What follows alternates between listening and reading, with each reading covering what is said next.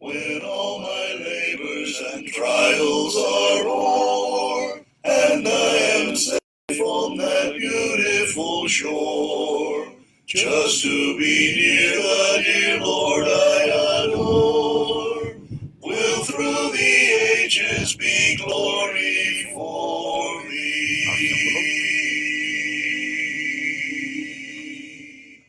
Oh, that will be glory for glory for glory for glory for glory, when by His grace I shall look on His face. That will be glory, be glory for me. When by the gift of His infinite grace I am accorded in heaven a place, just to be there and to look on His face, will through the ages be glory for me.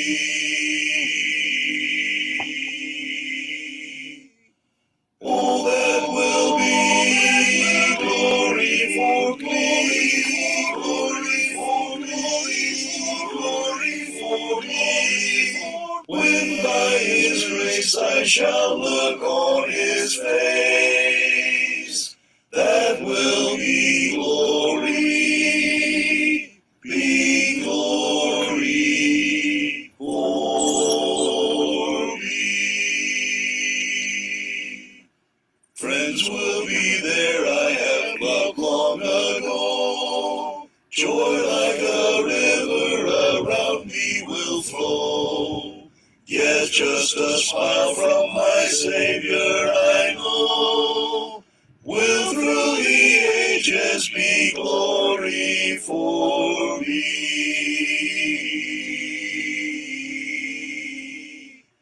Oh, that will be glory for glory for glory for glory, when by His grace I shall look on His face.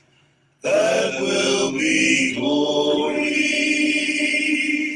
be glory for me.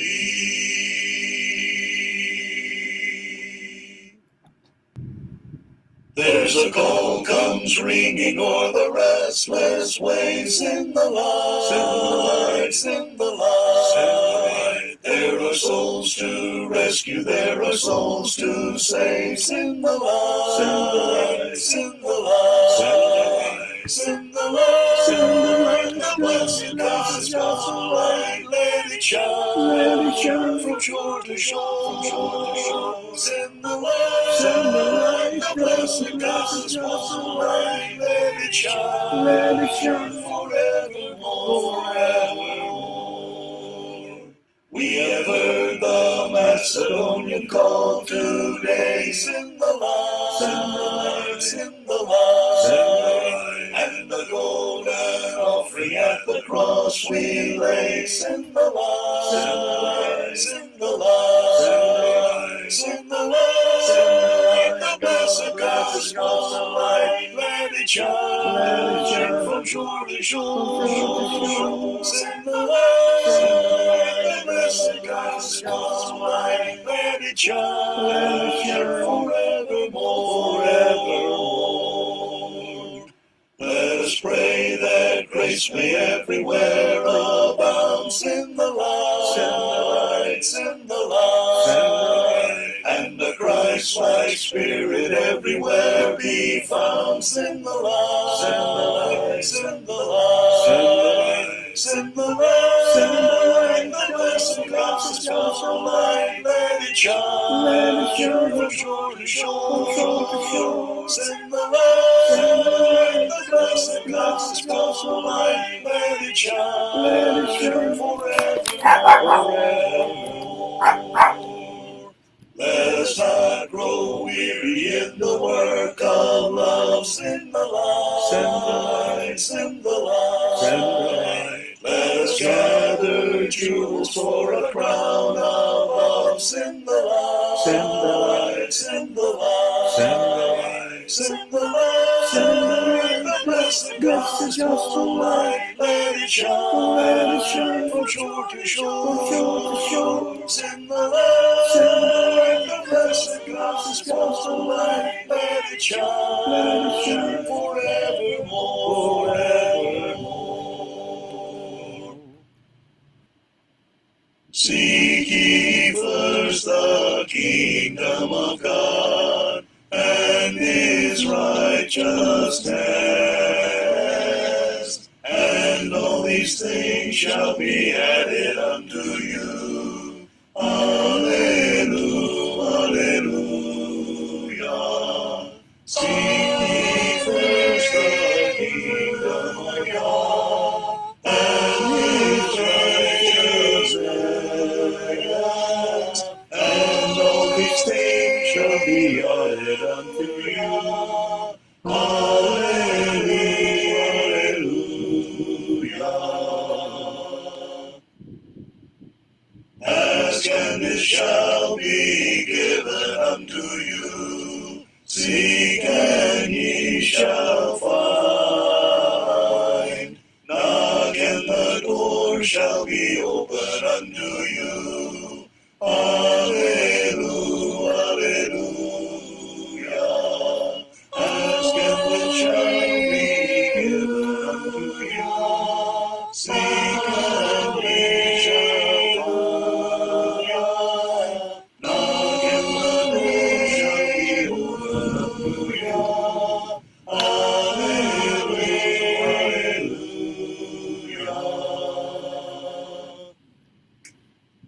Man shall not live by bread alone, but by every word that proceeds from the mouth of God. Alleluia, alleluia. Man shall not live by bread alone, but by alleluia that proceeds from the mouth of Yah. Alleluia.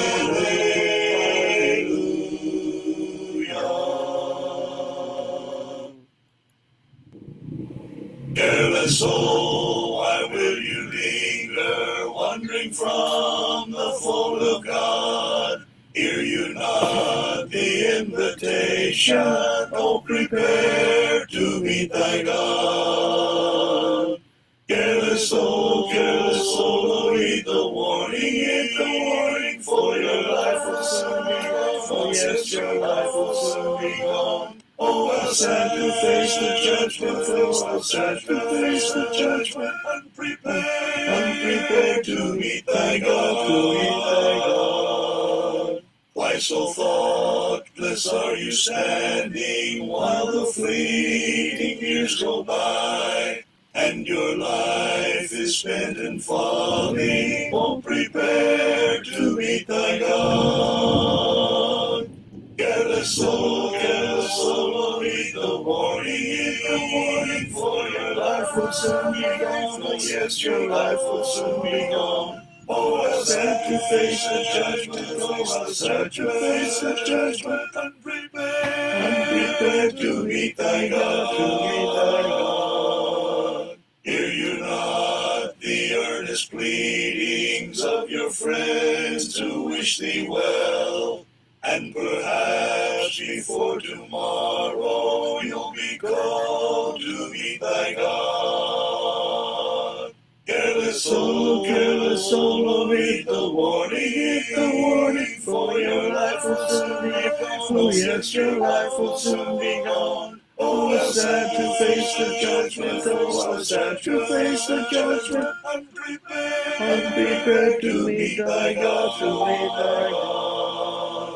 If you spurn the invitation till the Spirit shall depart, Then you'll see your sad condition, unprepared to meet thy God.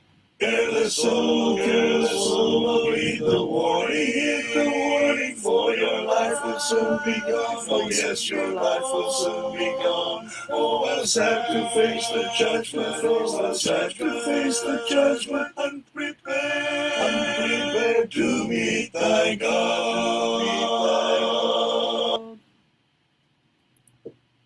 Magandang gabi mga kapatid.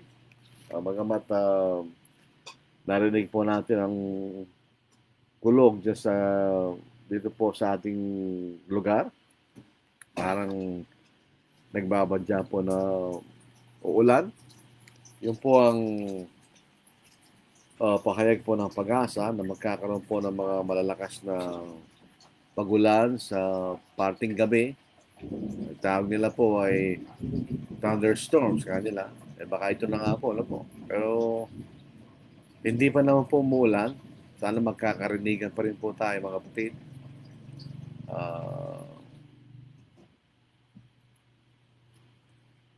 So tayo po ay magsimula na po sa ating pag-aaral po sa gabing ito. Binabati natin ang ating mga kakabsat. Kakabsat, ano po, mga kaibigan natin, kay kapatid na mga Ilocano. Maayong gabi sa inyong tanan, hindi pala na ibang gabi, kada kayo amin kakabsat. At sa ating po mga kaigsuonan, maayong gabi sa inyong tanan, maigsuon. At sa mga taga Bicol, mula po Camarines Norte hanggang Sorsogon, Diyos marahay na banggi sa inyong kabos. At sa mga taga Pangasinan, Basanto sa Labi at sa kayo namin. At galing po sa amin, dito po sa lugar ng mga Kapampangan, may Pabengi, Kekongan. So ating pong pag-aaralan po sa gabing ito ay kadugtong nung Biyernes po yata tayo, ano po, o di Sabado, Huwebes, parang Biyernes, ano po. Tungkol po sa sistema ng turo na tinatawag na Calvinism. Doon po sa ating nakaraang pag-aaral, tinignan po natin ang pinanggalingan o ugat ng katuruang ito. Ito po ay galing po sa maling konsepto ni John Calvin tungkol po sa sovereignty of God o sa kapangyarihan ng Diyos. Na sinasabi niya na ang Diyos ang tagagawa ng lahat ng mga bagay mula sa walang simula hanggang sa walang hanggan. Lahat ng mga bagay na nangyayari sa mundo o at nangyari sa mundo ay mga bagay na pinasya ng gawin. At ito'y kanyang ginawa. So in other words, sa simpleng salita, sinasabi ni John Calvin na lahat ng nangyayari sa mundo ay kalooban ng Diyos. So sa ganong bagay, kung lahat ng bagay na nangyayari sa Diyos, lahat ng mga bagay na nangyayari sa lupa ay kalooban ng Diyos, dahil mayroong maliligtas at di maliligtas, so ibig sabihin, kung lahat ng mga bagay na nangyayari kalooban ng Diyos, so kalooban ng Diyos na may mga taong maliligtas, at kalooban ng Diyos na may mga taong hindi maliligtas. Ang kailang kaligtasan at kaparusahan ay walang kaugnayan sa kailang kaisipan o pagpipili, kundi sa kalooban lamang ng Diyos. So yun po ang ugat nitong turo na ito. Sa unang bahagi ng sistemang ito, yung letter T, total inherited depravity, sinasabi ni John Calvin na ang lahat po ng mga tao, all human beings, lahat ng mga tao po ay namanan nila yung kakulangan ni Adam. Na wala silang kakayahan, nagawa ng mabuti na may kaugnayan sa kanilang kaligtasan. At napatunayan po natin sa ating nakaraang pag-aaral, hindi totoo yun. Dahil ang kasalanan ay isang bagay na hindi namana kundi ginawa. Ito'y bunga ng pagpipili ng tao. Ito'y pagsasalangsang sa kalooban ng Diyos. At sinabi rin ng Panginoon na ang kaharian ng Diyos ay katulad ng mga malilit na bata. Ay paano kung ang maliit na bata ay pinanganak na may kakulangan? Totally depraved. Walang kakayagawa ng mabuti. Na di ganun din pala ang mga tao nasa karan ng Diyos. So hindi maaaring gamitin ng Diyos sa mga bata bilang halimbawa. Kung sila pinanganak na may kakulangan o depraved o pinanganak silang masama, namana nila yung kakulangan ni Adam. At gayon din po sa Deuteronomy 1:39, sinasabi na ang mga bata ay walang kaalaman ng mabuti at masama. Sa mga tweed, wala rin silang kakayahan na gawa ng mabuti at masama. Doon po sa Ecclesiastes 7 verse 29, ang tao raw po'y ginawa ng Diyos na matuwid. At siya lamang gawa ng mga bagay na masama yung tao. Hindi ito dahil namanan niya, dahil ito'y kanyang ginawa kanya. At maliwanag po sa Ezekiel chapter 18 verse 20 na hindi namamana ang pagkakasala. Ang taong nagkakasala ay mamamatay o maihiwalay sa Diyos.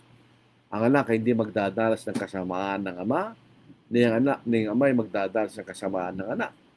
Ang katwiran ng matwid ay isa sa kanya, at ang kasamaan ng masama ay isa sa kanya.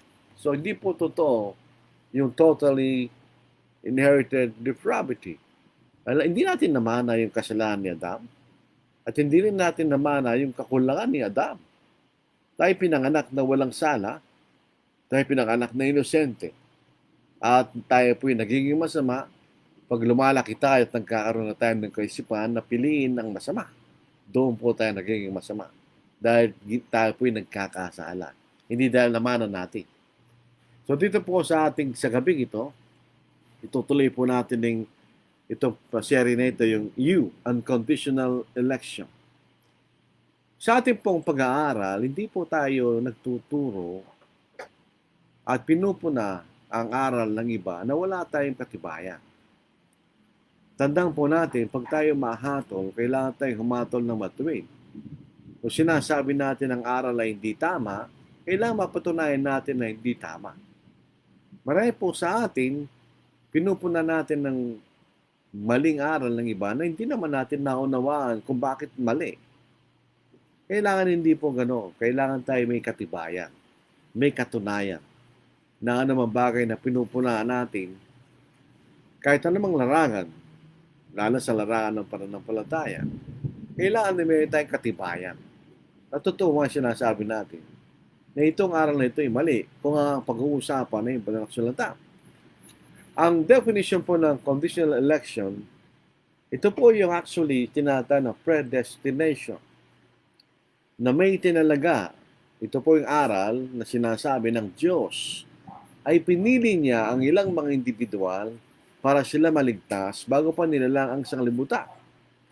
At hindi ito nakasalalay sa kanilang kabutihan o pananampalataya o kanilang gawa, kundi ayon lang po sa kapangyarihan ng Diyos at sa kanyang kalooban at layunin. So in other words, dito po sa turo na ito, ang kaligtasan ng tao ay wala siyang kinalaman. Kaya siya naliligtas hindi dahil siya itimatuwid o hindi dahil siya sumusunod sa Diyos o ginagawa niyang kalooban ng Diyos. Hindi. Kundi dahil pinili lang siya ng Diyos na maligtas. Period. So ito po yung tinatawag nilang predestination. Pre means before, destination, pupuntahan. So pinili ng Diyos beforehand kung saan pupunta ang ilang mga tao. Pinili niya ang ilan na maliligtas at pinili niya ang ilan na hindi maliligtas, hindi dahil sa mga bagay na kailang ginawa o sa mga bagay dahil sa kailang pananampalataya o katapatan, kundi ayon lamang sa kalooban ng Diyos. Yan ang gusto niya. Yun ang unconditional election. Bilang katunayan po, meron magbabasa po tayo, pero ito po mga babasahin po natin ay sa English dahil talagang English po na po. Sa Philadelphia Confession of Faith na ginawa po noong 1742, ito halos ang sistema ng pagpapahayag ng paniniwala na ginagamit ng maraming denominasyon. Kabilang na po yung Baptist Church o yung Presbyterian Church. Ano po? Sinasabi sa number 3, by the decree of God. sabihin sa kautusan ng Diyos. For the manifestation of His glory, para may pakita niyang kanyang kalalatihan, some men and angels are predestinated or foreordained to eternal life through Jesus Christ, to the praise of His glorious grace. So, ibig sabihin, sinasabi rito na para maipakita niya ang kanyang kalalatihan ng Diyos, ang ilang mga tao at mga anghel ay tinakda na magkaroon ng walang hanggang buhay o eternal life sa pamagitan ng Panginoon Jesucristo para maipakilala ang kanyang malalahating biyaya. Others being left to act in their sin to their just condemnation to the praise of His glorious. Yung iba naman, pinabayaan ng Diyos para sila'y manatiling magkakasala, di sila maliligtas. So may tinakda ang Diyos na maliligtas at di maliligtas. Nga, walang kaugnayan ng tao. Kung siya mapaparusahan, wala siyang kaugnayan doon. Kaya siya mapaparusahan dahil ang gusto ng Diyos. Kaya ang ilan ay maliligtas dahil yan ang gusto ng Diyos. Tuloy po natin, these angels and men thus predestinated and foreordained are particularly and unchangeably designed, and their numbers so certain and definite that it cannot be either increased or diminished. Sa Tagalog, ito mga anghel at mga tao na itinakdang maligtas o mapaparusahan ay tiyak na ang kailang bilang ay hindi maaaring dagdagan o bawasan. So dito po makita natin may bilang na yung mga tao maliligtas at may bilang rin yung mga tao mapaparusahan. At di na magbabago yun. Those of mankind that are predestinated to life, God before the foundation of the world was laid, according to His eternal and immutable purpose, and the secret counsel and good pleasure of His will, as chosen in Christ unto everlasting glory, out of His mere free grace and love, without any other thing in the creature as a condition or cause moving Him thereunto. In other words, yun daw po itinakdang maligtas ng Diyos. Bago pa ang pagkalala ng sanglibutan, ayayan po sa kanyang walang hanggan at di mababagong layunin. At sa kanyang lihim na kasiyahan, good pleasure ng kanyang kalooban. Ito po ay maniligtas sa Panginoong Jesucristo. Dahil lamang po sa kanyang malayang biyaya at pagmamahal, na walang kaugnayan sa naman ang gagawin nung tao. So, isabi nga natin, sa simpleng salita, ang tao ay maliligtas dahil gusto ng Diyos. At ang tao mapaparusahan dahil gusto ng Diyos. At walang kinalaman yung taong maliligtas sa kanyang kaligtasan at wala rin kaalaman yung tao sa kanyang kaparusahan. Sila'y maliligtas at mapaparusahan dahil lang gusto ng Diyos. So makikita natin dito, ang Diyos ang nagliligtas at nagpaparusa. Na walang kaugnayan yung taong kanyang iniligtas at parurusahan. So kung titignan natin, kung gusto ng tao na nakatakdang maparusahan, na maligtas, hindi siya maaaring iligtas. Bakit? Dahil hindi siya kabilang doon siya tinakdang maliligtas. Yung nakasimpleng paraan. Kung yun naman pong itinakdang maliligtas, ay magkakasala at hindi susunod sa kalooban ng Diyos, maliligtas pa rin siya. So ito po ang doktrina ng conditional election. Dito po sa aklat na ito, na tagalay ko po ngayon, 5 points of Calvinism. Na may akda po si David Steele, Curtis Thomas, at si S. Lance Quinn. Hindi ko alam kung ano ibig sabihin ng S, baka Sir Lance Quinn. Na ito po ay nilimbag noong taong 2003, kung hindi po nagkakamali. Second edition po ito 2004. Yung unang edition, 1963. Malakas mo ang kalog. Meron po ako, dito po sa page 27, nakalagay po rito yung ating babasahin. Sabi rito, God could have chosen to save all men, So, maaari daw gawin ng Diyos na ligtas ang lahat ng mga tao, for He had the power and authority to do so. Dahil meron siyang kapangyarihan at otoridad na gawin niya ito. Or, He could have chosen to save none. O pwede rin kanyang gawin niya na wala siyang iniligtas. For He was not under obligation to show mercy to any. Na wala na daw po siyang obligasyon na magpakita ng kanyang kaawaan sa sinumang tao. But He did neither. Hindi naman niya ginawa na ligtas ang lahat ng mga tao. O hindi naman niya ginawa na hindi niya iniligtas ang lahat ng mga tao nung ginawa niya. Instead, it chose to save some and exclude others. Ang kanyang ginawa, pinili niyang iligtas yung ilan at hindi ligtas yung ilan. His eternal choice of particular sinners for salvation was not based upon any unforeseen acts or response on the part of those selected. Ibig sabihin, yung daw pong mga particular na makasalanan na itinakda niya maliligtas, hindi po base na po sa anumang kanilang ginawa o sa kanilang response sa Diyos, but solely on His own good pleasure and sovereign will.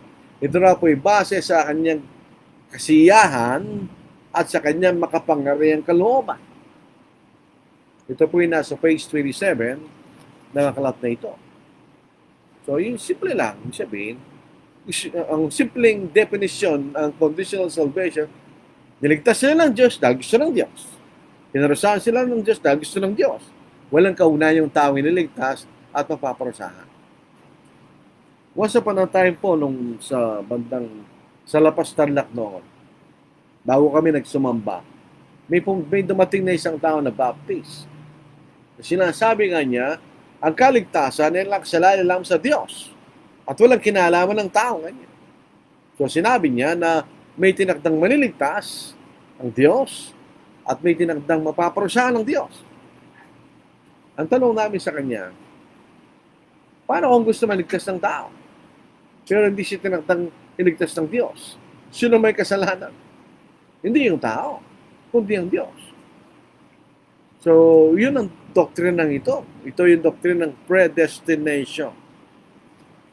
May tinakdang Diyos na kanyang iniligtas at may tinakdang Diyos na hindi niya iniligtas. Base lamang sa kanyang kagustuhan. At hindi nakasalalay doon sa kalooban ng tao o sa mga bagay na gagawin ng tao. Yun ang sinasabi ng mga Calvinist. Anong sinasabi ng Biblia? Ang kaligtasan po ba ay limitado lamang sa ilang mga tao na itinakda ng Diyos na maliligtas? Yun ang tanong. Dito po sa Biblia, ang kaligtasan ay bukas para sa lahat. Hindi lang para sa ilan na di o mano ay tinakda ng Diyos na maliligtas. Basahin po natin. Dito sa pinakauling aklat ng Biblia, sa aklat po ng Apokalipsis, maliwanag po rito mga kapatid, ang kaligtasan ay bukas para sa lahat. Dito po sa verse 17, basahin po natin. Dinalakas ang ulan para hindi ako mataan ng ulan. Ang Espiritu at ang babaeng kakasal ay nagsasabi, alika. At ang nakikinig ay magsabi, alika. At ang nauuhaw ay pumarito. Ang may ibig kumuha ng tubig ng buhay na walang bayad. Ito po yung imbitasyon. Sinasabi rito, ang nauuhaw ay pumarito. Ang may ibig ay kumuha ng tubig ng buhay na walang bayad. Ibig sabihin, kung gusto mo kunin yung tubig ng buhay na walang bayad, pwede. Kung sino man. So, paano natin sasabihin na may itinakda ang Diyos na ilan na maliligtas? Ang nagsasabi po rito ay Espiritu Santo kanya. And the Spirit and the bride say, come. And let him who hears say, come. And let him who thirsts come. Ganyan. Whoever desires, let him take the water of life freely. Sabi nito, whoever desires. Kung sino man ang may ibig. Pero kung sinasabi na yung maliligtas, yun lamang itinakda ng Diyos, hindi pwede kung sino man. Kasi may tinakda na siya. Pero sabi ng Espiritu Santo, sino man. Kahit naman po hindi tayo marunong umintindi, madaling intindihin yun. O bukas sa sino man ang buhay ang tubig ng buhay. Dito rin po sa Mateo chapter 28 verse 19. Sino bang gagawing alagad ng Panginoon? Yun lamang tinakda ng Diyos na maligtas. Ay hindi po ako makikinig kay John Calvin. Siyempre makikinig ako sa ating Panginoon. Dito sa Mateo chapter 28 verse 19. Ito po ang ating mababasa. Matthew 28 verse 19. Sinong gagawing alagad ng mga apostol na sinugo ng ating Panginoon na ipangaral ng Ebanghelyo? Sino? Isayin natin. Lumapit si Jesus at sinabi sa kanila, ang lahat ng otoridad sa langit at sa ibabaw ng lupa ay binigay na sa akin. Kaya sa paghayo ninyo, gawin niyong alagad ang lahat ng mga bansa, bautismo niyo sila sa pangalan ng Ama at ng Anak at ng Espiritu Santo. Ang sabi ng Panginoon, gawin niyong alagad ang lahat ng mga bansa. Hindi sinabi ng Panginoon, gawin yung mga alagad, yung itinakdang maliligtas. In other words, ang Ebanghelyo ay bukas sa lahat ng mga bansa. Paano ngayon yung unconditional salvation? Na may pinili lamang ang Diyos na particular na mga tao na maliligtas at particular na tao ng paparusahan. Sabi niya, gawin yung alagad ang lahat ng mga bansa. Ganun din po sa Marcos 16, sa 15 talata. At sinabi niya sa kanila, umayo kayo sa buong sanglibutan at inyong ipangaral ang Ebanghelyo sa lahat ng nilalang. Sabi dito po sa bagong Tagalog, nilalang. Sa lumang Tagalog, kinapal.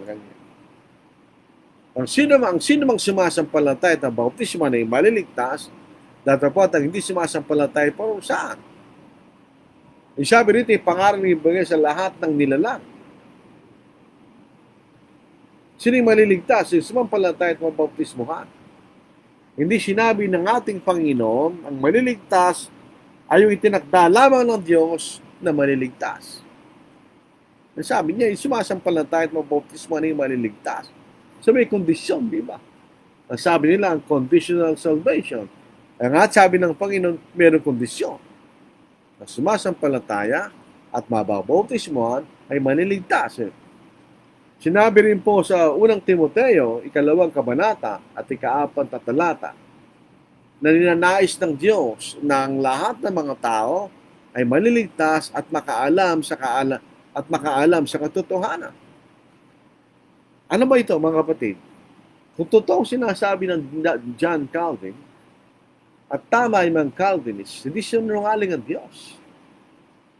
Kasi gusto niya, dinanasan niya ang lahat ng mga tayo maliligtas, pero sa katotohanan, meron lamang isang itinakda na ilan na maliligtas. Hindi po na sinasabi ng Biblia yun. Ang sinasabi ng Biblia, dinanasan ng Diyos ng lahat ng mga tayo maliligtas. Hindi nakaka dyan, tumalabas dyan, mali, di ba? Mali ang conditional salvation o election. Kapag ang Diyos ay may tinakdang maliligtas at may tinakdang mapaparusahan na walang kinalaman doon sa kalooban ng mga maliligtas at hindi mapaparusahan, ang Diyos may kinikilingan. God is a respecter of person. Meron siyang kinikilingan. Bakit? Meron siyang tinakdang maligtas, may tinakdang mapaparusahan na wala namang kinalaman yung mga taong yun. So, ang Diyos ang nagtakda. So, meron siyang kinikilingan. Alam po ninyo, ang Diyos ay walang kinikilingan. Number one, siya ay matuwid. God is just. Meron siyang pinagbabasihan sa kanyang kahatulan. In other words,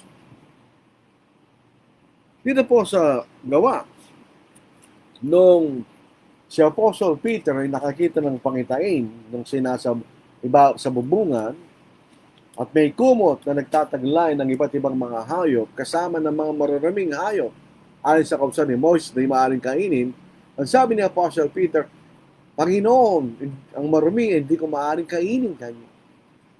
Ang sabi ng tinig, ang sinabi kong malinis ay huwag mo sabihing marumi. Doon sa punto na yan, di naunawa ni Pedro, ano ba yung sabihin ito kanya? Pero nang mangaral na siya kay Cornelius, binigyan niya, naunawaan na niya yung kalooban ng pangitain na yon. Ano yung kalooban ng pangitain na yon? Sa Acts chapter 10, verse 34, nagsimula magsalita si Pedro at kanyang sinabi, tunay ngang naunawaan ko na walang kinikilingan ng Diyos. Kundi sa bawat bansa, ang sino mga may takot sa Kanya at gumagawa ng matuwid ay kalugod-lugod sa Kanya. Kung atin pong isasama ito sa Romans 1:16, ano yung katwiran na yon? Yun ang katwiran ng Diyos na nasa Ebanghelyo ng ating Panginoon. So may kondisyon. May kondisyon. Hindi ang conditional, di ba? At wala siya kinikilingan. Siyempre, paniwala natin siya Apostle Peter, kinasyan siya ng Espiritu Santo, he was inspired by the Holy Spirit. Totoo sinasabi niya. Kung may tinakdang Diyos ang maliligtas, at may tinakdang Diyos di maliligtas, ay may kinikilingan siya. Pero sabi ni Pedro, wala siyang kinikilingan kanya.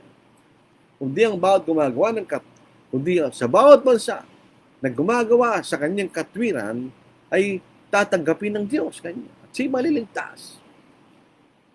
Ngayon din po sa Romans chapter 2, 6-11, sinasabi ni Apostle Paul na walang kinikilingan ng Diyos. There is no partiality with God. Pero kung may tinakda siyang maliligtas at may tinakda siyang mapapangusahan na walang kinalaman yung mga taong ito, kundi lamang sa kasiyahan ng Diyos, kursunada lang niya, abay meron siya kinikilingan. He is a respecter of persons. Dito po sa Romans chapter 2, 6-11. Kanyang gagantihan ng bawat tao ayon sa kanyang mga may kondisyon eh. Ang sabi ni John Calvin, pati naman Calvinist, walang kaugnayan sa ginagawa ng mga taong ito. Kundi naayon lamang sa kasiyahan ng Diyos at sa kanyang kapangyarihan. Pero sabi ni Apostle Paul, inspired by the Holy Spirit, kanyang gagantihan ng bawat tao ayon sa kanyang magawa. So may kondisyon.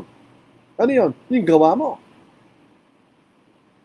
Sa kanila na sa pamamagitan ng pagtsatsaga sa mabubuting gawa na naghahanap ng kalatihan at karangalan at ng kawalan ng kasiraan ay magbibigay siya ng buhay na walang hanggan.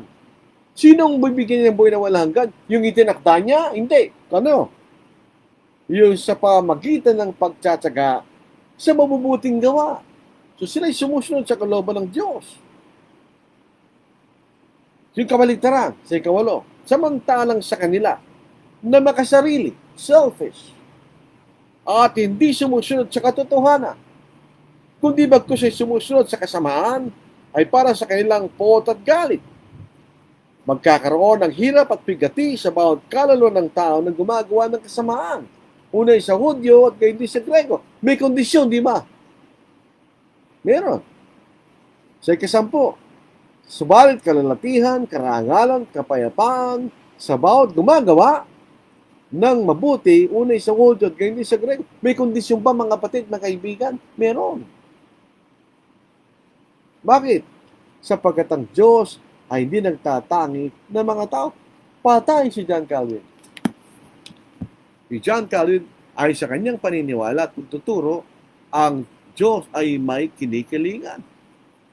Pero sabi ni Pablo, sabi ng Panginoon, wala siyang kinikilig. Di ba, insulto yan sa Diyos? Insulto yan sa Diyos. Hindi ba magagalit ang Diyos niyan? Kung sabi ng Diyos, ninanasan na lahat ng mga tayo maliligtas. Ako ay hindi siya nagtatangi ng mga tao. Pero kung tutuko si John Calvin, na may tinakdaan Diyos na maliligtas, at may tinakdaan Diyos na hindi maliligtas, meron siyang itinatangi, di ba? May paboritong Diyos. So, bagsak uli itong tinatawag na doctrine of unconditional election. Ayon po sa Biblia. Punta po tayo sa limited atonement. Pag sinabing atonement, yung kamatayan ng ating Panginoon, yung epekto ng kamatayan ng Panginoon ay hindi para sa lahat ng tao. Ito'y para lamang sa itinakda ng Diyos na maliligtas. Ito ang definition nitong doktrinang ito. So ang katanungan, did Christ die for all men or for the few that God foreordained to be saved? Si Kristo ba'y namatay para sa kaligtasan ng lahat ng mga tao? O para sa kaligtasan lamang ng ilan na itinakda ng Diyos na maliligtas? Ang kanya bang atoning blood o yung naglilinis na dugo ay para sa lahat ng mga tao? Ay binuhos para sa lahat ng mga tao? O para lamang sa ilan na pinili ng Diyos na maliligtas? Yan po yung mga katanungan na lehitimo. Dito rin po sa aklat na ito, dito po, sa page 40, but He came into the world to represent and save only those given to Him by the Father. Thus Christ's saving work was only limited in that it was designed to save some and not others. Napakasimple po yung sinabi nila. Ang sinabi nila, si Kristo ay pumunta sa sanglibutan para i-representa at ligtas lamang yung ibinigay sa kanya ng Ama. Ibig sabihin, ang pagliligtas ng ating Panginoon ay limitado lamang sa mga itinakda ng Diyos na maliligtas. So kaya nga, limited atonement. Hindi namatay si Kristo para sa lahat. Si Kristo namatay lamang para sa ilan na itinakda ng Diyos na maliligtas. Liwanag po yan.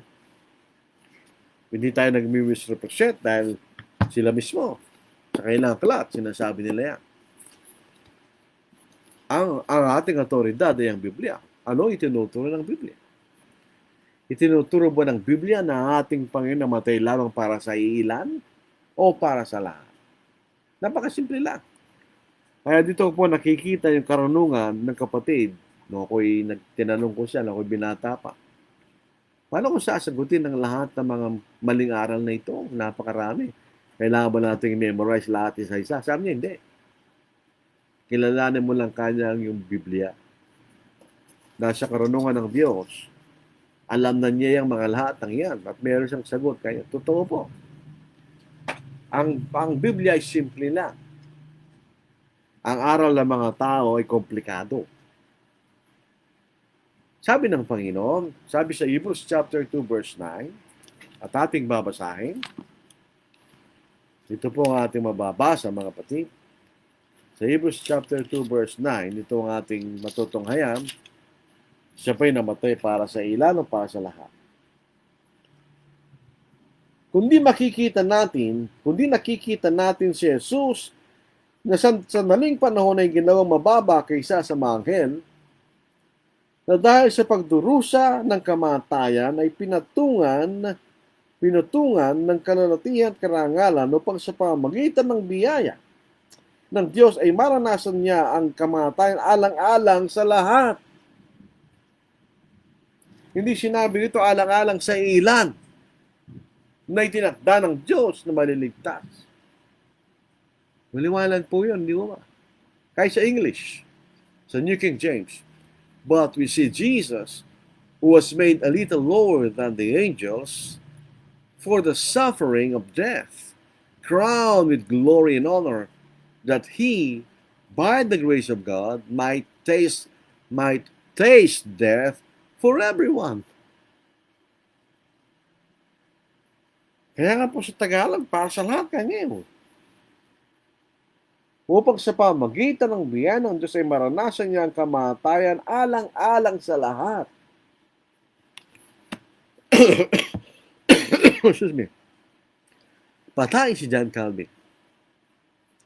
Kay John Calvin, namatay lang siya para sa ilan, kaya limited atonement. Ay dito pa, dagdagan pa natin ang katibayan sa Biblia. Sa 1 John chapter 2 verse 2, siya yung propitiation, siya yung kabayaran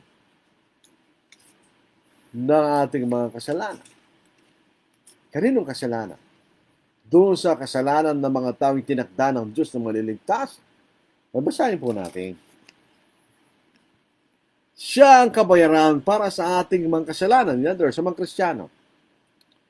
At hindi lamang para sa atin, kundi para din sa kasalanan ng buong sanglibutan. Di ba? Siya ang kabayaran para sa ating mga kasalanan, yung mga Kristiyano. At hindi lamang para sa atin, kundi para din sa kasalanan ng buong sanglibutan. Paano yan? Maliwanag po yun. Hindi sabihin, parang napakakomplikado ng tulip. Actually, hindi. Napakadaling sagutin. Dahil meron tayong katibayan sa banal na kasulatan.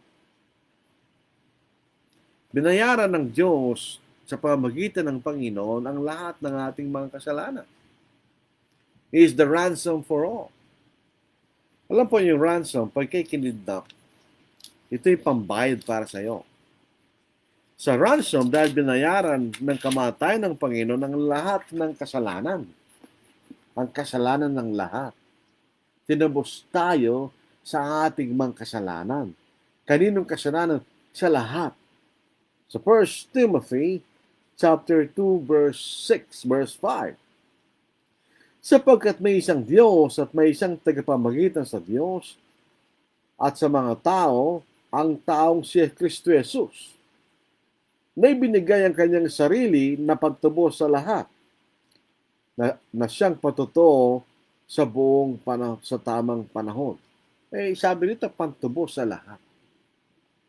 Hindi lamang pantubos sa ilan na itinakda ng Diyos na maliligtas. Pantubos sa lahat. Kanya. Pantubos sa lahat. Sa John 3:16, ganun din.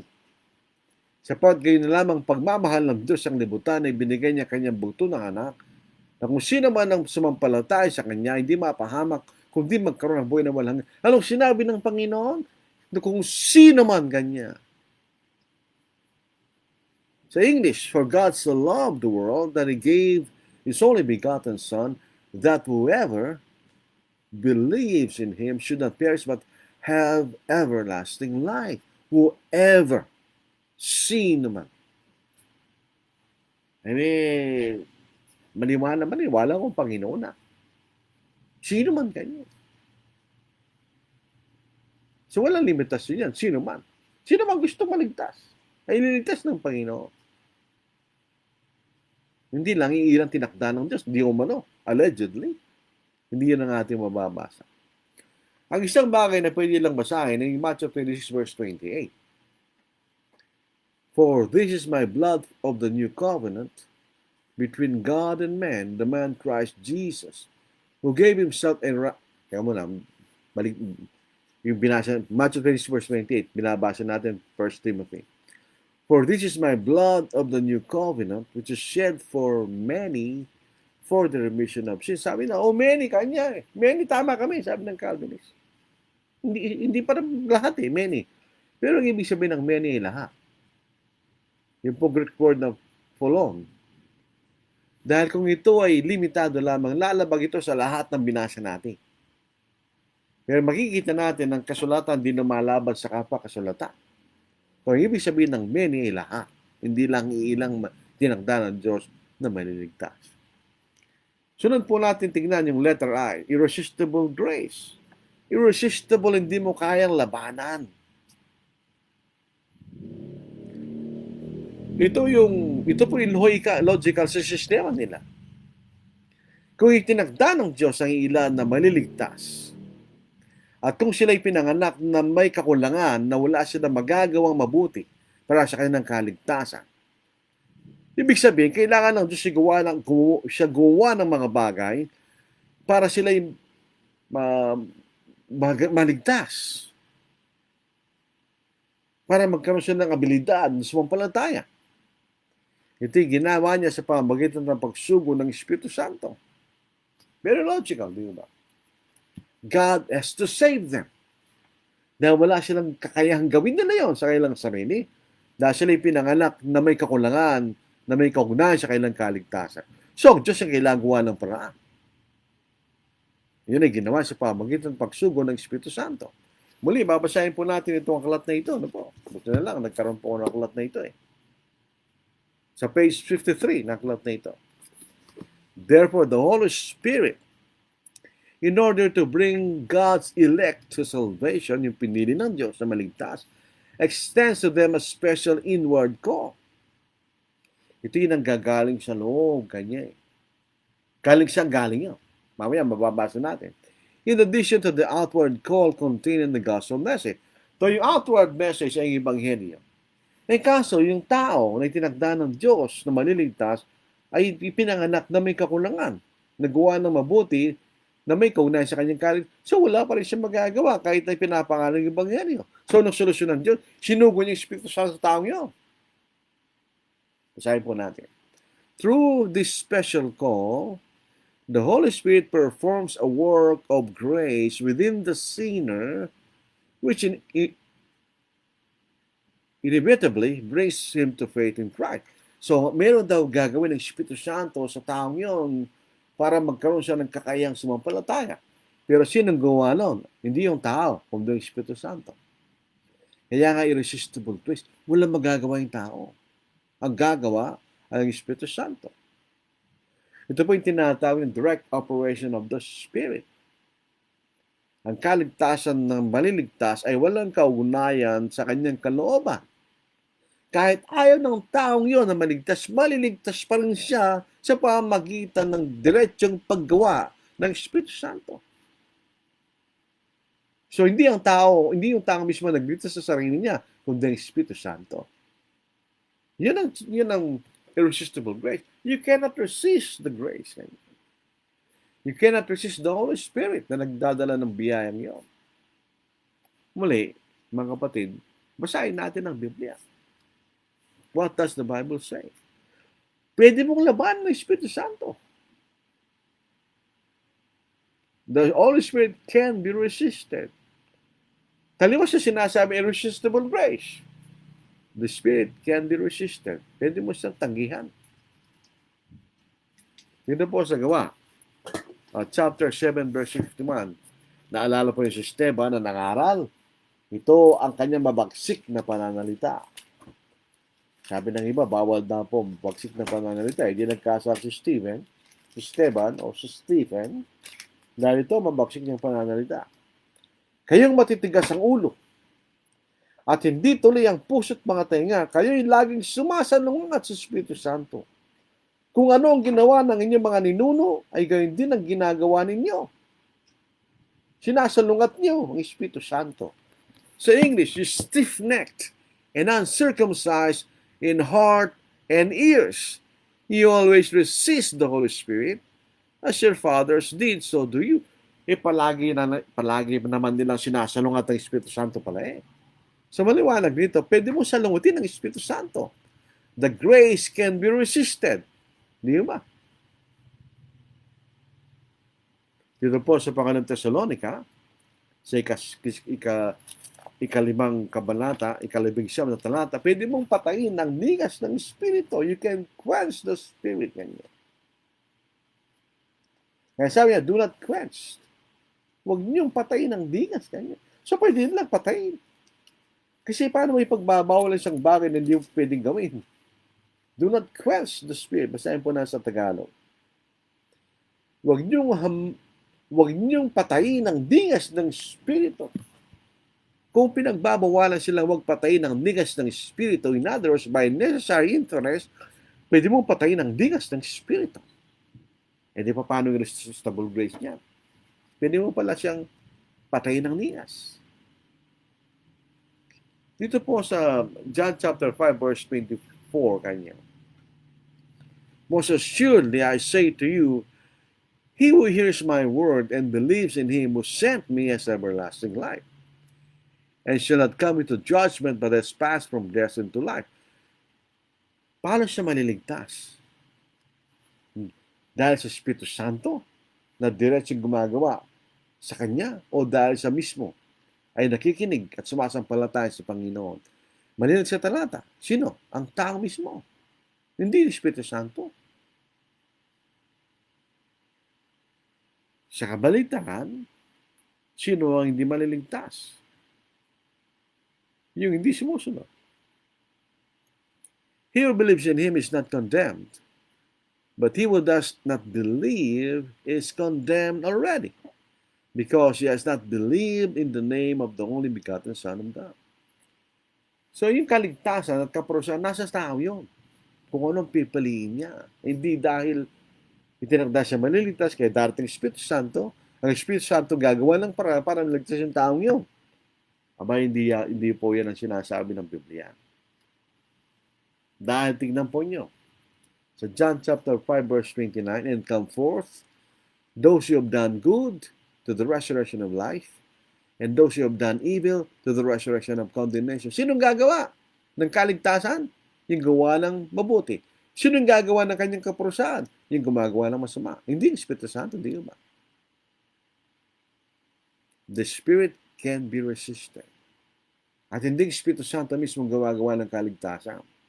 Ang ginawa ng Espiritu Santo ay pinayag niya ang mensahe ng kaligtasan para kung sino man ang gusto maligtas ay sumampalataya at sumunod. Yun ang gawain ng Espiritu Santo. So, yung doktrina ng irresistible grace, again, is a false doctrine. Abay, masyado naman kayong humatol. Abay, hindi Meron tayong basihan sa Biblia. Kaya kung basta na lang po tayo nagsasalita na wala naman tayong batayan, ay pwede mo sabihin nyo.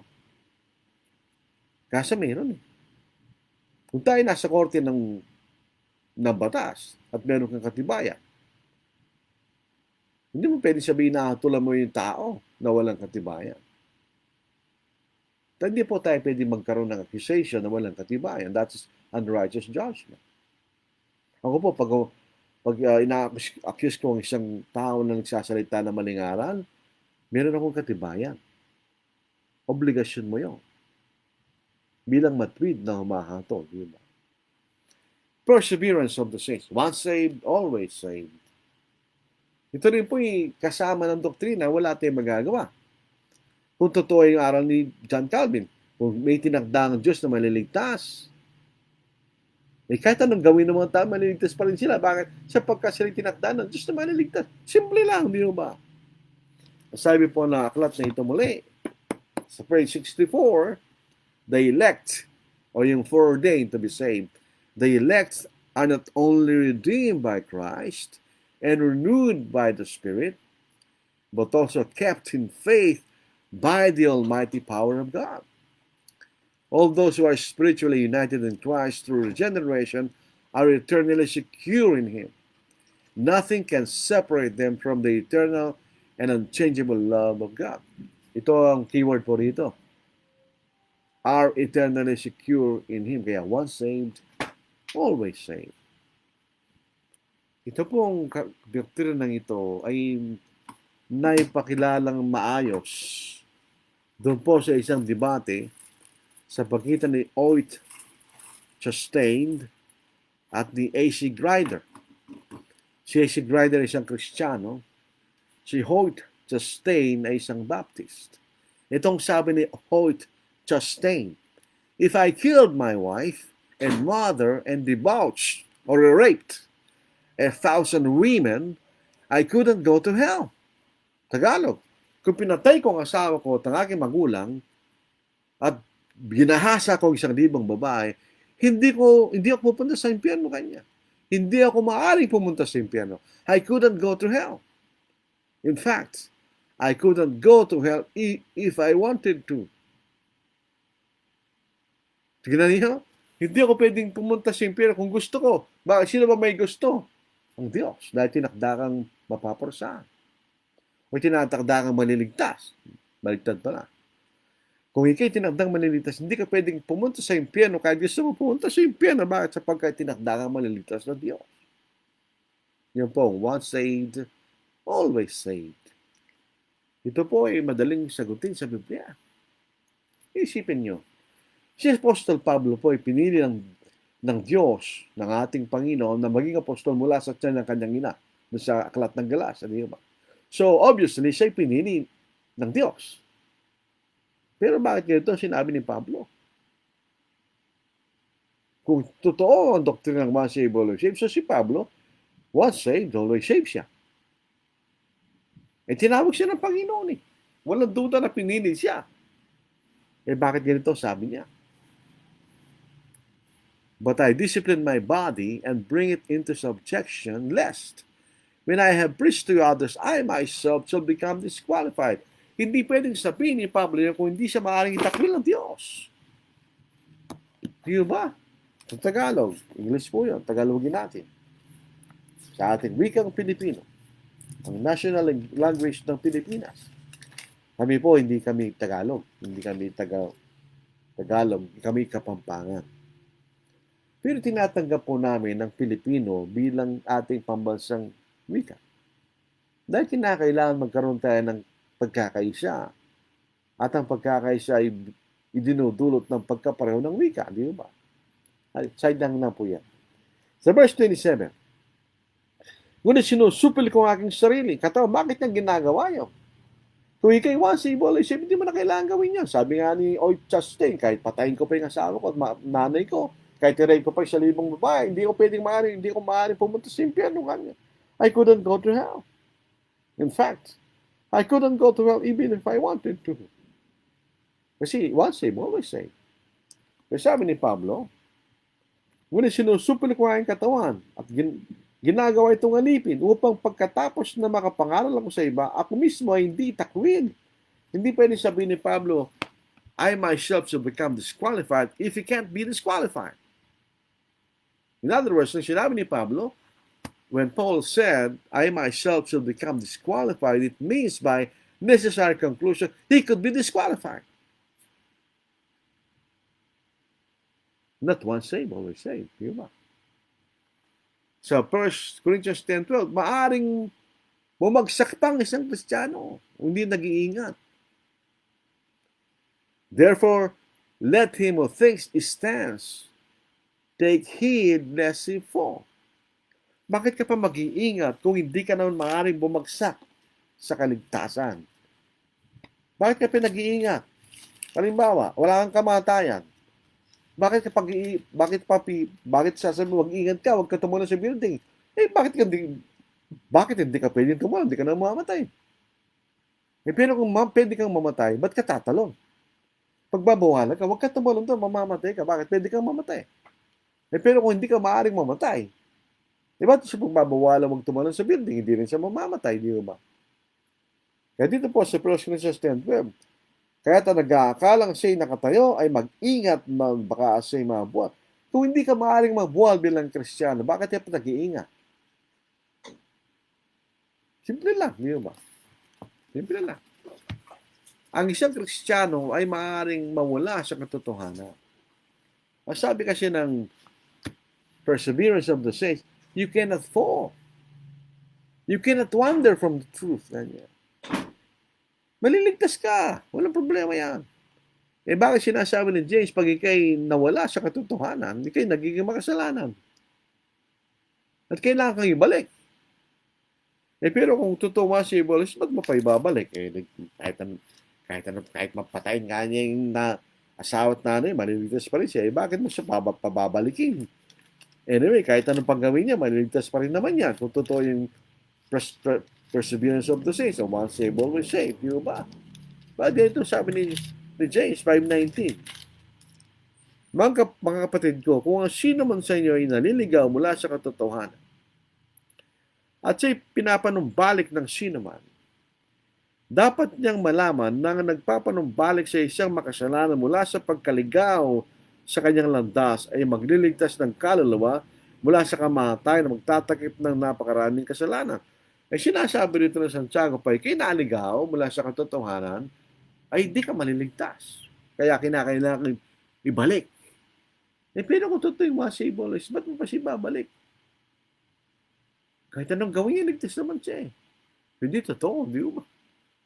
Pag wala sa katotohanan, hindi ka na kailangan kang ibalik. Otherwise, hindi ka maliligtas. Sabi nga rito, pag ibinalik mo siya, siya maliligtas. Kung ibalik mo siya, paano kung hindi bumalik, hindi siya maliligtas.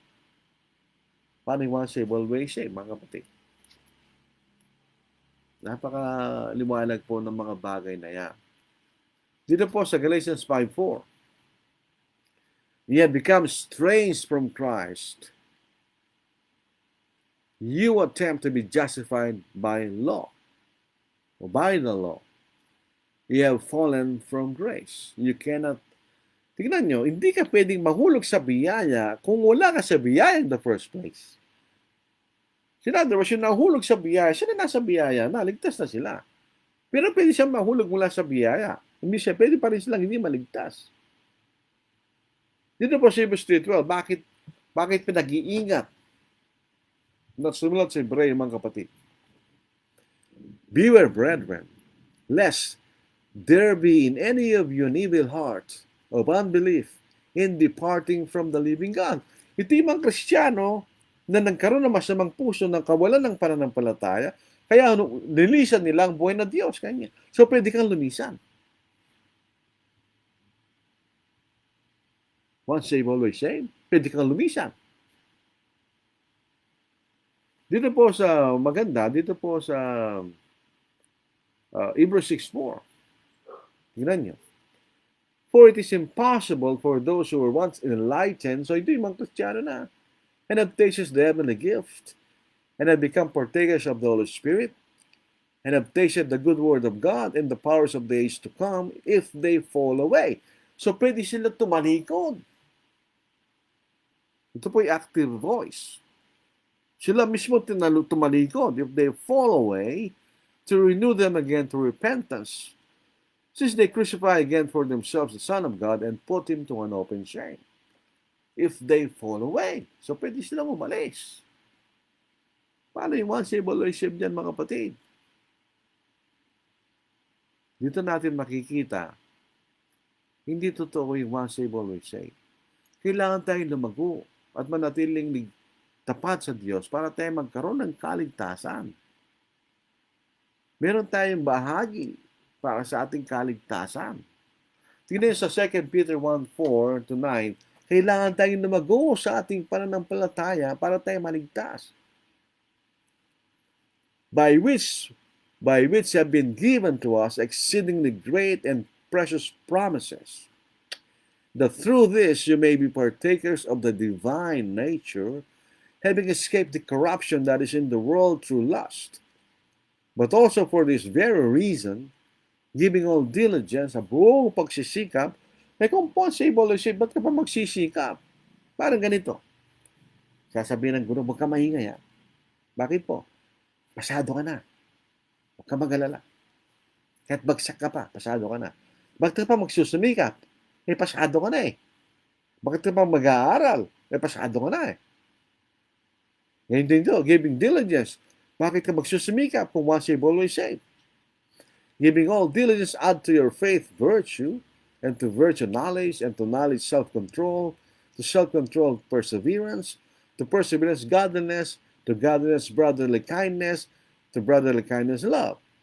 For if these things are yours and abound, you'll be neither barren nor unfruitful in the knowledge of our Lord Jesus Christ. For he who lacks these things is short-sighted, even to blindness, and has forgotten that he was cleansed from his old sin. So, hindi mga taong ligtas. So, pwede silang hindi manatiling ligtas kung hindi sila lumalago sa kailang pananampalataya. So, in other words, ito once saved, always saved is a false doctrine. In other words, the whole system of Calvinism, tuliped, is a false doctrine. Alam niyo, pag nakita niyo yung tulip na bulaklak, na ito yung national flower ng Netherlands o Holland, ito po yung maganda. Kaya ginawa national flower. Pero itong spiritual flower tulip ay hindi maganda because it is false. Ito yung mali. Ay, kung sumunod po kayo sa pagpapaliwanag ng Biblia, ay maliwanag po. Bilang panghuli sa ating pag-aaral, umabot na po tayo na 9 o'clock. Ang tao po ay may kalayaan at kapangyarihang piliin ang gusto niyang gawin. At kung sila magkasala, hindi dahil pinili nila magkasala at lumabag sa kalooban ng Diyos. Paano tayo nagkakasala? Ito yung galing sa ating sariling pagpipili. Basahin natin. Sa James 1:13, let no one say when he is tempted, I am tempted by God, for God cannot be tempted by evil, nor does he himself tempt anyone. But each one is tempted when he is drawn away by his own desires and enticed. Pinili mo, hindi mo nilabanan. So natukso ka niya. Then when desire is conceived, it gives birth to sin, and to sin, when it is full grown, brings forth death. So paano ka nagkasala? Kasalanan mo. Hindi mo kontrol sarili mo, nahulog ka sa tukso. Ikaw ang gumawa no. Hindi ang Diyos. Ikaw. Tayo. Kung nagkasala tayo, di ba? This Romans 3 verse 23, all have sinned and fall short of the glory of God. Bakit? Sapagkat sila nagkasala. This Romans chapter 5 verse 12, bakit ang lahat ng mga tao po ay nahihiwalay sa Diyos? Dahil ba namanan nila yung kasalanan ni Adam? O dahil sila mismo ay nagkasala? Basahin po natin. So, Romans chapter 5 verse 12. Kaya kung paanong sa pamagitan ng isang tao pumasok ang kasalanan sa sanglibutan, at sa pamagitan ng kasalanan ay ang kamatayan, kaya dumating sa lahat ng mga taong kamatay sapagkat ang lahat ay nagkasala. All have sinned. Hindi dahil namanan nila ang kasalanan. Dahil ang kasalanan po ay pagsasalangsang sa kautusan. Ang mga makasalanan ay maliligtas, hindi dahil sila tinakdang maliligtas, kundi dahil sumunod sila sa Ebanghelyo. Noong po sa Romans chapter 1, 16-17, sinasabi, ang Ebanghelyong kapangyarihan ng Diyos ay kaliligtas ng bawat sumasampalataya, mula sa mga Hudyo, gayon din naman sa mga Grego, sapagkat dito nahayag ang katwiran ng Diyos mula sa pananampalataya hanggang sa pananampalataya dahil nasusulat, ang matuwid ay lalakad sa pananampalataya. The just will live by faith. Doon po sa Hebrews 5, 8 and 9, bagamat siya anak, ay natuto ng pagtalima sa pamamagitan ng mga bagay na kanyang tiniis, at ang siya maging sakdal ay siyang gumawa ng walang kaligtasan sa bawat tumatalima sa kanya, sa bawat sumusunod sa kanya. At sa Galatians 3:26 verse 27, sapagkat kayong lahat ay mga anak ng Diyos kay Kristo sa pamamagitan ng pananampalataya, sapagkat ang bawat nagbautismo ibinis si Kristo kanya. Ang bawat nagbautismo patungo kay Kristo ibinis si Kristo. So yun ay dahil sumunod tayo sa Ebanghelyo. At kinakailangan tayo manatiling tapat upang tayo po ay manatiling ligtas at manatiling sa atin ang biyaya ng buhay na walang hanggan. Hindi dahil tayo po ay itinakdang maliligtas ng Diyos. Wala po tayong mababasang ganon sa Biblia. Ito po sa Colossians chapter 1 verse 23. Kung kayo nagpapatuloy na matatag at matibay sa pananampalataya at hindi nakikilos sa pag-asa sa Ebanghelyo na inyong narinig na ipinangaral sa lahat ng mga nilalang sa silong ng langit, akong si Pablo ay naging ministro ng Ebanghelyong ito. So kailangan tayo magpatuloy, maging matatag, matibay sa pananampalataya at hindi nakikilos. Dito po sa 1 Corinthians 15, 1 and 2, kaya hindi naman ang sinasabi. Ito mga tao ito ang iniligtas ni Pablo nung ipinangaral ng Ebanghelyo sa kanila. Ito po makikita natin. Ngayon mga kapatid, ipinaalala ko sa inyo ang magandang balita na ipinangaral ko sa inyo, past tense, na inyo naman tinanggap, na siya naman inyong pinaninindigan. Alam po niya, pinaninindigan. Yan po'y present progressive. Patuloy na pinaninindigan ng kahulugan. Na sa pamagitan nito'y kayo ligtas kung matatag nitong panghahawakan, maliban kayo sa mampalataya na walang kabuluhan. Matibay yung panghahawakan if you hold fast. E paano kung binitawan mo? Hindi ka maliligtas. Bakit doon sa Revelation 2:10, ang magtapat hanggang sa wakas ay bibigyan ko ng punto ng buhay. Ang magtapat hanggang sa kamatayan ay bibigyan ko ng punto ng buhay. Ay di may kondisyon. Noong sa Acts chapter 8 verse 22, nagkasala si manggagawa na sabi ni Pedro, magsisi ka. Baka sakaling patawarin ng Diyos kanya. So ito ang katotohanan. Unfortunately, malungkot dahil itong Calvinistic doctrine ay pinaniniwala napakaraming mga tao. Hindi natin nanatulan na yung sincere, hindi. Hindi natin nababasa ang puso nila. Pero alam natin at naunawaan natin ang kanilang objektibong paniniwala na pwede nating atulan sa pamamagitan ng matuwid na paghatol, sa pamamagitan ng katibayan na pinapahayag ng Espiritu Santo. So tayo po'y nag-aapila sa mga taong naniniwala sa paniniwala dyan kag buksan po niyo yung mga kaisipan, pag-aralan po niyo yung Biblia. At makikita po niyo ang katotohanan.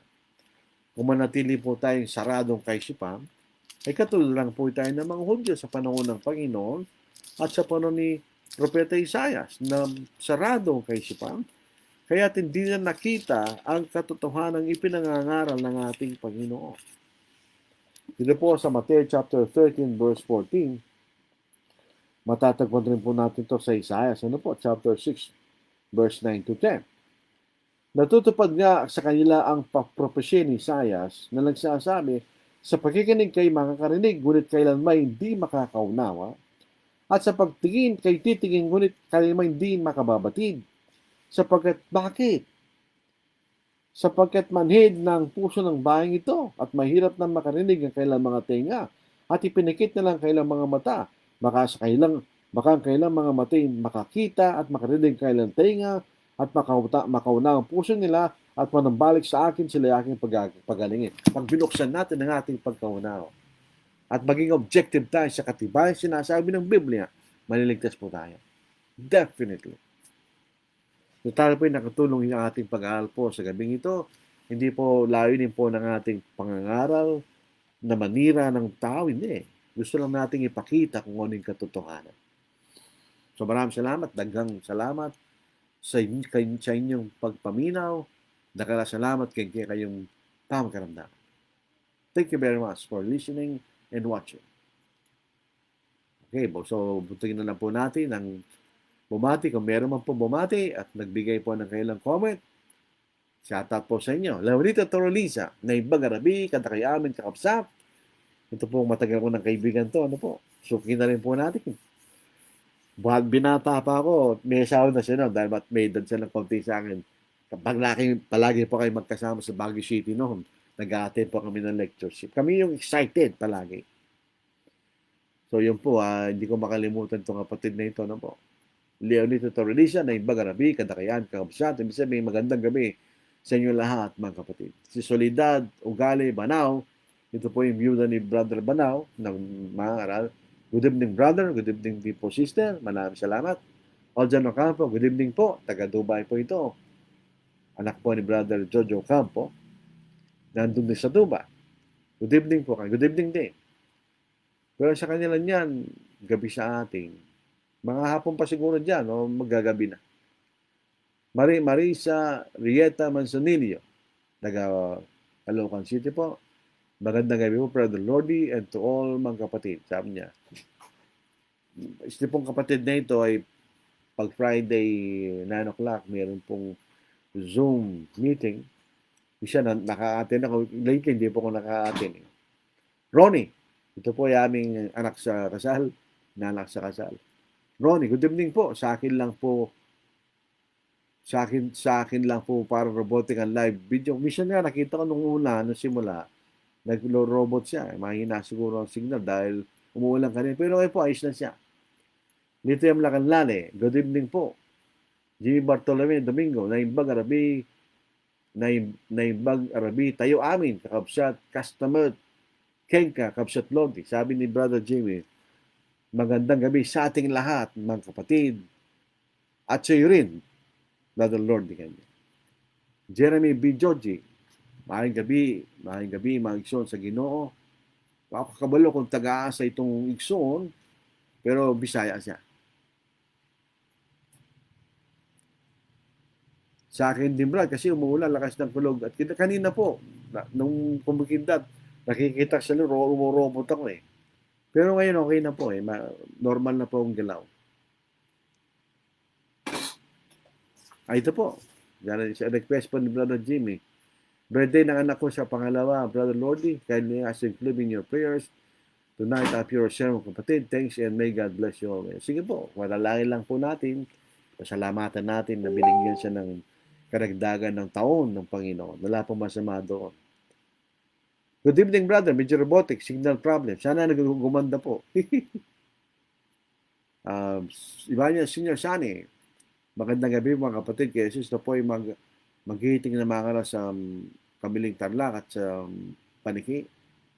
Good evening po mga kapatid. Vicente Ka, ito po ang ating mag-hiting ring kaibigan at kapatid sa pananampalataya na taga Sapang Palay.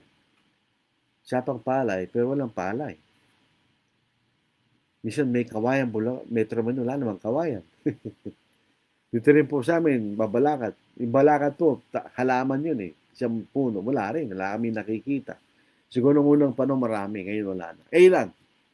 Wave lang siya. Ito po ang ating magiting na mga kanal dyan sa may Judge Jimenez, Quezon City. Ano po? Manuel Nazarino, meron siyang Cruz. Tapos Joel Elario, Naibag Arabi, Kadakayan, Kaubsat, Stabat Ken Kamran.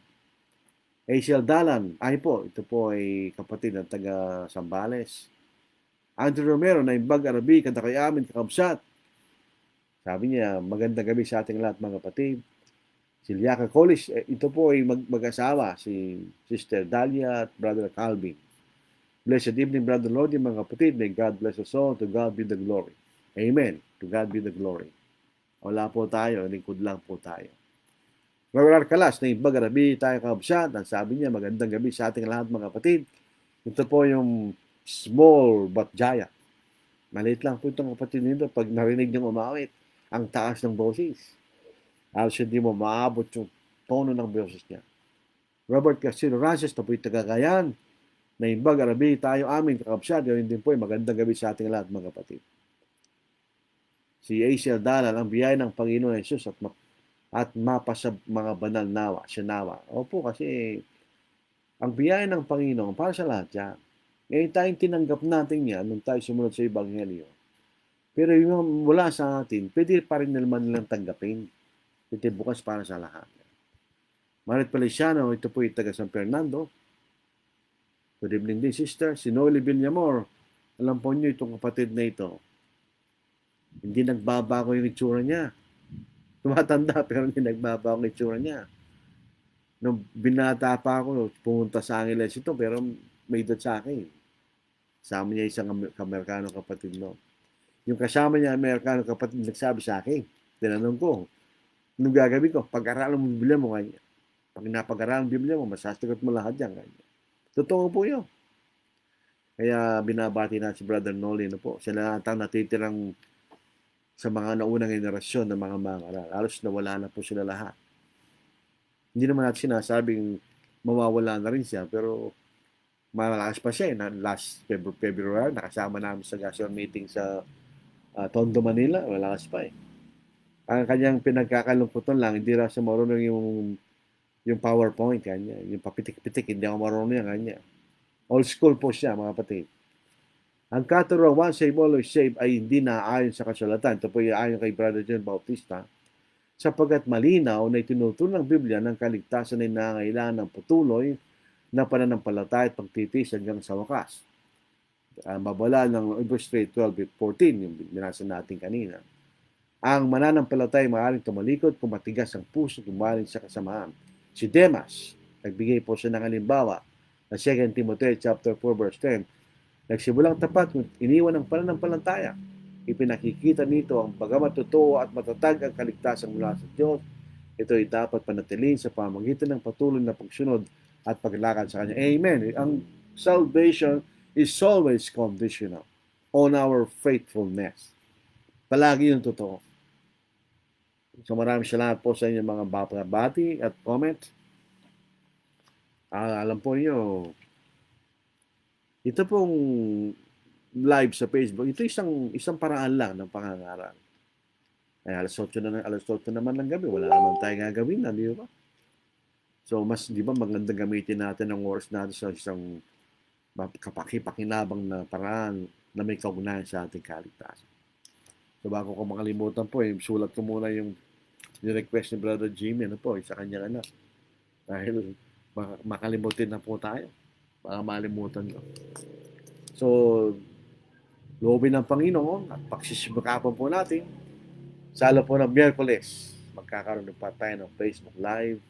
Kung meron po kayong tanong na gusto nyong pag-aralan po natin, sabot ng aking makakaya po ay naglilingkod natin yan. Kasi hindi ko alam, sasabihin ko hindi ko alam. Huwag naman tayo magpanggap na alam natin kung hindi natin alam. Mapapahamak naman po yung mga nakikinig po sa atin. So tayo po ay manalangin. Amang banal, kayo po ay nagpapasalamat sa inyo sa patuloy po na pagbibigay niyo sa amin ng kadagdagan ng buhay, sa mga aming pagbibigay sa amin mga pangangailangan sa araw-araw. At ang kapayapaan ng aming mga puso na nanggagaling lamang sa pananampalataya na hindi nalalaman ng sanglibutan.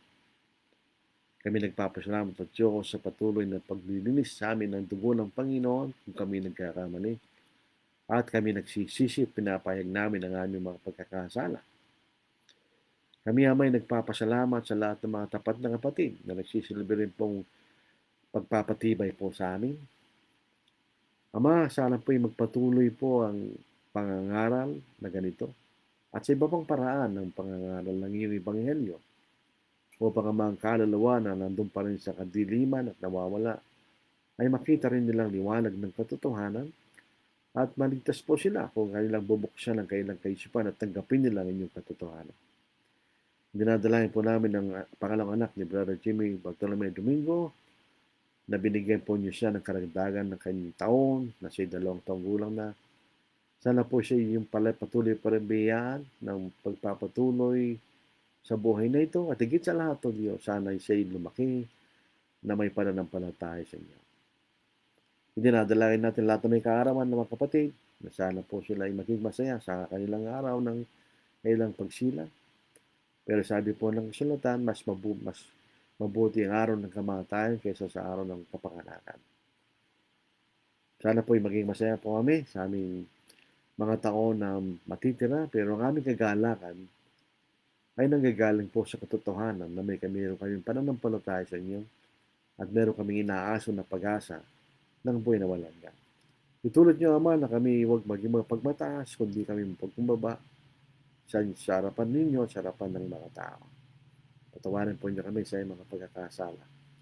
Muli, dinadalangin na yung mga namamahala po sa aming pamahalaan na sali manindigan sila sa anong matuwid na ikagagabubuti ng aming bansa upang kami makapagpatuloy sa buong katiwasayan kapayapaan ng paglilingkod sa inyo.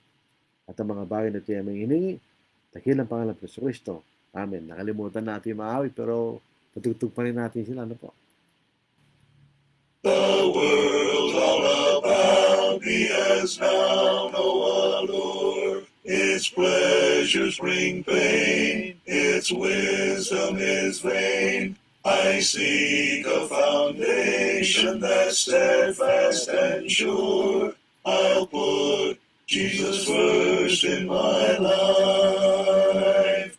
In all that I say, in all that I do, throughout the world of toil and strife, by day and by night, through trust in His might, I'll put Jesus first in my life. The Lord Jesus died my salvation to win. He went in my stead to Calvary and bled. Redemption impels me to give up all sin. I'll put Jesus first in my life. In all that I say, in all that I do, throughout the world of toil and strife, by day and by night, to trust in His might, I'll put Jesus first in my life. I know there's a home for the ransomed and blessed, when death is no more, when struggle is o'er. For those who love Jesus and give Him their best, I'll put Jesus first in my life. in all that I say, in all that I do, throughout the world of toil and strife, by day and by night, to trust in His might. I'll put Jesus first in my life.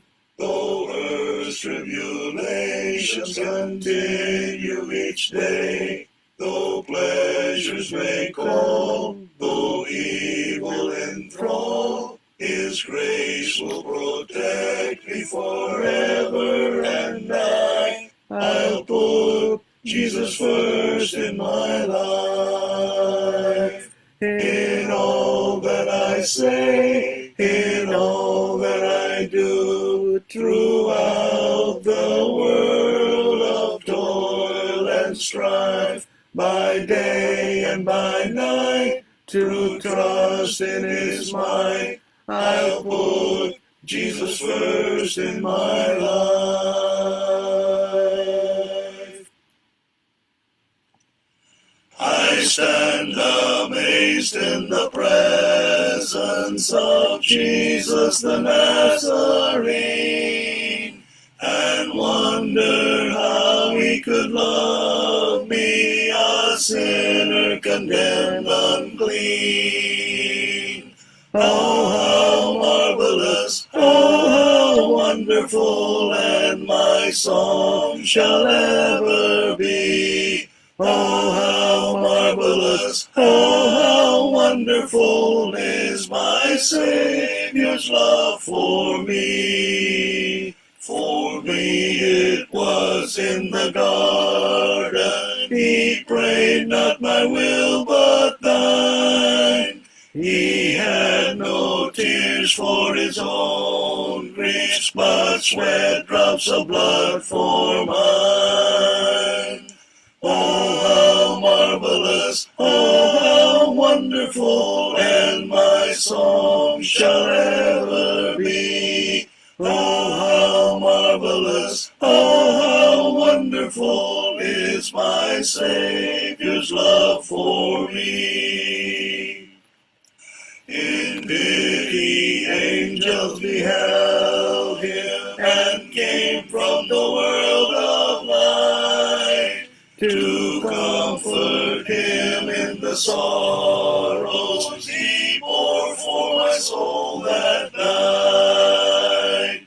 Oh, how marvelous, oh, how wonderful, and my song shall ever be. Oh, how marvelous, oh, how wonderful is my Savior's love for me.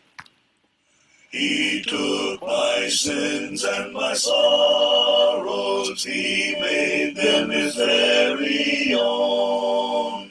He bore the burden to Calvary, and suffered and died alone. Oh, how marvelous, oh, how wonderful, and my song shall ever be.